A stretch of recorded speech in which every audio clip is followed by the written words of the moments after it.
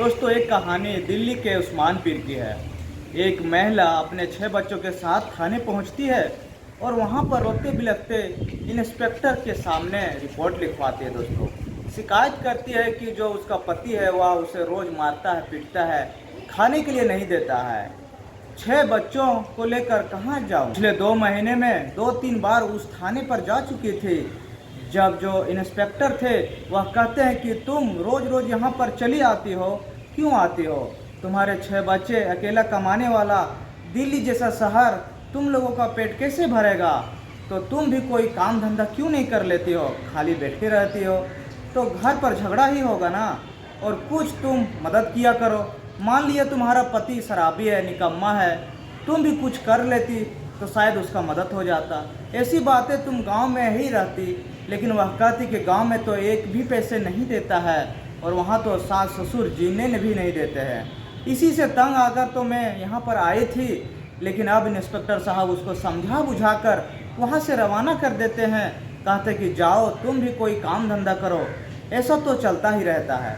अब दोस्तों, वहाँ से वो चली जाती है रोती बिलखती, लेकिन वह 6 बच्चे जो जिसके पास उसमें से कुछ छोटे बच्चे थे जो दूध पीता था, उसके लिए काम करना तो पॉसिबल था दोस्तों।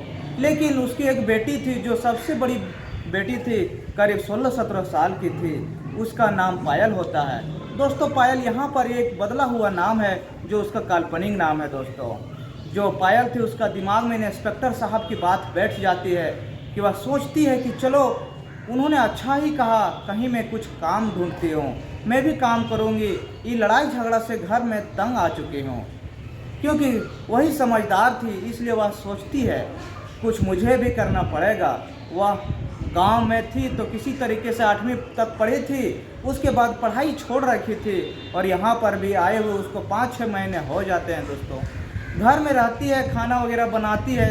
वह रोज़ जब लड़ाई झगड़े होता था तो उसे माँ बाप के झगड़े से तंग आ चुकी थी। उसका काम था अपने दोस्तों पायल के रहते हुए 5-6 महीने दिल्ली में बीत चुके थे।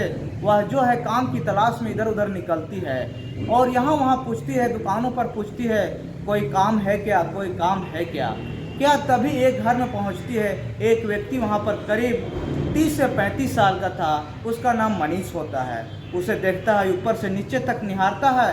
क्या काम करोगी पायल? कोई भी काम कर लूँगी, बस पैसे मिलने चाहिए। पैसों की बड़ी परेशानी है। मनीष उसके बारे में पूछताछ करता है। उसके बाद कहता है ठीक है, तुम मेरे घर में आ जाओ, तुझे तुम्हारी नौकरी मिल जाएगी। क्या क्या काम जानती है मैं समझा दूंगा। वह अपने घर में बुला लेता है और उसके बाद जो होता है दोस्तों, उसके पैरों तले ज़मीन खिसक जाएगी। मेरा सर दबाओ। दोस्तों, उसका सर दबाने लगता है। उससे बातचीत करते हैं, पता लगा लेता है कि उसका बाप शराबी है। इतने में भाई बहन है, मजबूर है और इसलिए जो है यह काम आसान शिकार बना सकता है। वह मनीष जो है आधे घंटे में पायल के बारे में सब कुछ पता कर लेता है। दोस्तों, उसके बाद उसे 1000 रुपये दे देता है और ठीक तुम आज आ जाओ, लेकिन किसी से कुछ मत बताना कि तुम यहाँ पर काम करती हो। क्या काम करती हो? ठीक है, मनीष कहता है कि तुम्हें जब भी पैसों की ज़रूरत होगी तुम मेरे पास आकर पैसे ले जाना। लेकिन वो जो मनीष होता है उसको लालच में बहला फुसला लेता है। दोस्तों, बहला फुसलाने के बाद वो भी लड़की पैसों की तंगी में आकर उसके बातों में मान जाती है और उसके बातों को आकर उसके जो बोलता है सो करने लगता है। मनीष कहता है कि तुम जब भी पैसों की ज़रूरत होगी तुम यहाँ पर आ जाया करना। वैसे तो खास काम नहीं है, मैं अकेला रहता हूँ और तुम कल आ जाना। अब दोस्तों, वह जाती है, अपने माँ को पैसे देती है, पैसे बताती कि मैं कहीं काम ढूंढ लिया हूँ। उसके बाद आती है अगले दिन और जब मनीष उसको देखता है तो पूछता है कि क्या हुआ, घर तूने बताया कि किसी से? कि उसने कहा हाँ, मम्मी से बताया कि मुझे काम मिल गया है। मनीष ने कहा क्या कह रही थी तुम्हारी मम्मी? तो पायल ने कहा बस यही कह रहे थे कि कितना पैसा मिलेगा। मनीष ने कहा काम क्या है, यही नहीं पूछा? पायल ने कहा नहीं, उन्होंने काम के बारे में नहीं पूछा, बस उन्हें पैसों के बारे में पूछा करता था। तो बोला ठीक है। उसके बाद कहता है ठीक है और आज चलो मेरा सर दबा दो। उसके बाद वह जाता है, बिस्तर पर लेट जाता है दोस्तों और उसका आने लगता है। सिर दबाते दबाते वह धीरे धीरे अश्लील हरकतें करने लगता है।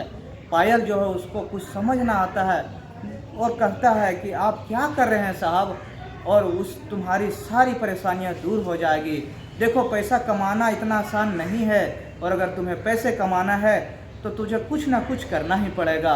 अब दोस्तों ऐसे ही उससे धीरे धीरे वो अपनी हरकतें बढ़ाता रहता है, और पायल जो होती है वो भी मजबूर थी, क्योंकि वह घर की आदतों से तंग आकर एक कदम उठाए थी।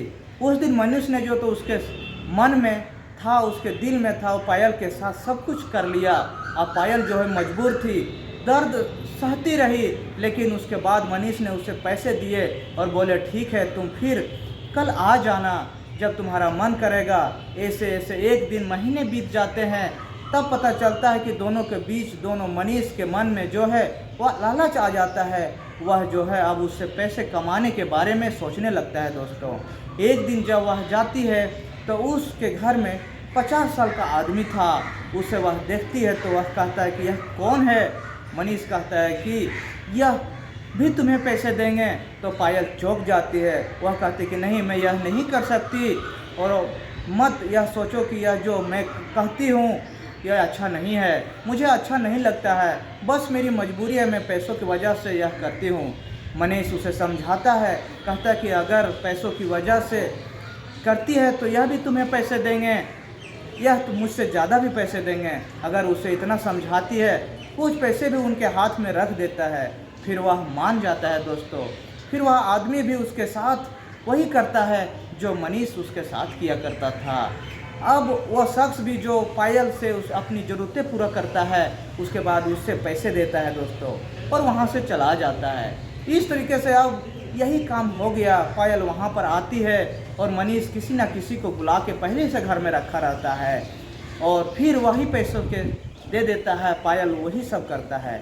यही सब करते करते ऐसे करीब 6 महीने बीत जाते हैं, और करीब 50 लोग 100 लोग से ऐसे करवा देते हैं दोस्तों, जिससे पूरी ज़रूरत हो जाती है। उसे पैसे दिए बिना धीरे धीरे पायल को यह सब समझ लगने लगा, क्योंकि उसे पैसे मिलते थे और उसे परिवार की ज़रूरतें पूरी होती थी। घर में जो लड़ाई झगड़ा था अब कम हो गया। माता पिता खाने पीने में मस्त रहने लगे। हालांकि उनको भी पता चल गया कि उनकी बेटी बाहर जाकर क्या काम कर रही थी, लेकिन अब पैसों की देखकर उनका भी ज़मीर बदल चुका था, और जो भी उन्हें कोई फ़र्क नहीं पड़ रहा था। दोस्तों धीरे धीरे जो है पायल जो थी अब खुद ऐसे लोगों को ढूंढने लगी कि जिनको उनकी ज़रूरत थी।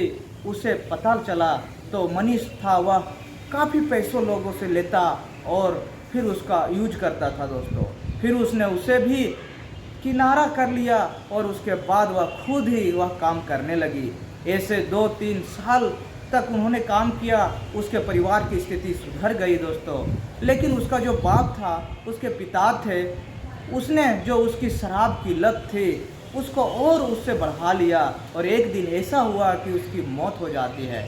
जब पायल के पिता की मौत हो जाती है तो उसने अपने माँ को अपने गांव भेज देता है, और वहाँ बोली कि माँ तुम वहाँ पर जाओ, इन लोगों को जो देखो, उनकी छोटी बहन थी उससे भी शादी की उम्र हो गई थी, और वह कहता कि जाओ इनकी शादी करो, और जो 3 भाई थे और उनकी एक बड़ी बहन थी, और उन्हें स्कूल में डाल दो, वहाँ पर पढ़ाई लिखाई करो, मैं पैसे कमा कर यहाँ से भेज दिया करूँगी।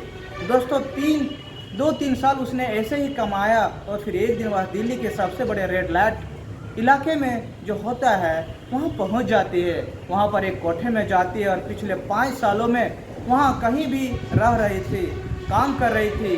उसकी बस एक ही तमन्ना है कि किसी भी ज़िंदगी बर्बाद हो गई है, और भले ही कि उसने खुद को नहीं पता कि उसने गलत किया या सही किया। फिर उसे किस्मत का खेल कहें या माँ बाप की गलती कहें, उसे खुद को नहीं पता था दोस्तों। लेकिन उसकी बस एक की तमन्ना कि उसका जो भी परिवार है उसका फ्यूचर जो है बेहतर हो सके। दोस्तों पायल की कहानी यह सही लगी या गलत लगी, आप लोग कमेंट बॉक्स में ज़रूर बताइएगा दोस्तों पायल ने अपने कमाकर अपने शारीरिक को इस तरह से यूज करके अपने भाई बहन को अच्छे से पढ़ाया, और अच्छे से उन लोगों को पढ़ा लिखा के बड़ा किया। उसकी एक छोटी बहन थी, उसको भी उन्होंने शादी अच्छे घर में करवा दिया, लेकिन पायल ने खुद शादी नहीं की और पैसे कमाकर उन लोगों की ज़रूरतें पूरा करती रही। दोस्तों दोस्तों ये कहानी सुनकर आप लोग को कैसे लगी, कमेंट बॉक्स में ज़रूर बताइएगा। क्या पायल ने सही किया या गलत किया। उसके माँ और पिताजी के रोज़ रोज़ की झगड़े को सुनकर वह तंग आ चुकी थी, तब जाके ऐसे उन्होंने कदम उठाया। दोस्तों ये कहानी सुनाने का मतलब किसी का मन या भावना को ठेस पहुंचाना नहीं है, सब समाज में जागरूक फैलाना है दोस्तों, कि कोई भी बेबस लड़की या महिला हो उसको समाज मिल के उसको ज़रूरत पूरा करना चाहिए, उसकी कमज़ोरी का फ़ायदा नहीं उठाना चाहिए। दोस्तों अगर आप लोग मेरे वीडियो में नए हैं तो चैनल को सब्सक्राइब कर दीजिए, ताकि हर वीडियो आप लोग तक पहुंचता रहे। फिर मिलते हैं अगली वीडियो में, तब तक के लिए नमस्कार।